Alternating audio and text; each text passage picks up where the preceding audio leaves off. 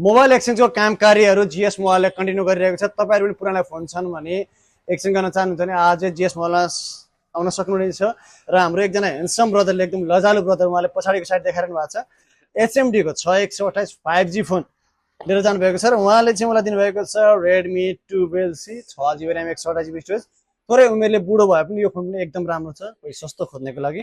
So exchange गर्न चाहनुहुन्छ भने हामीलाई सम्झिन सक्नुहुन्छ। अब यो एचएमडीको फोन कस्तो छ भनेर म तपाईँलाई देखाइदिन्छु, हेर्नुहोस् ल।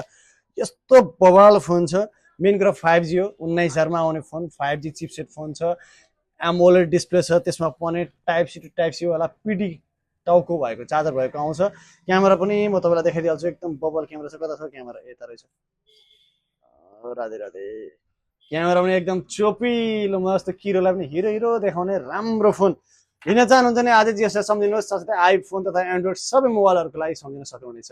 धन्यवाद। यति भन्दै बिदा हुन्छु। हजुरको समय शुभ रहोस्।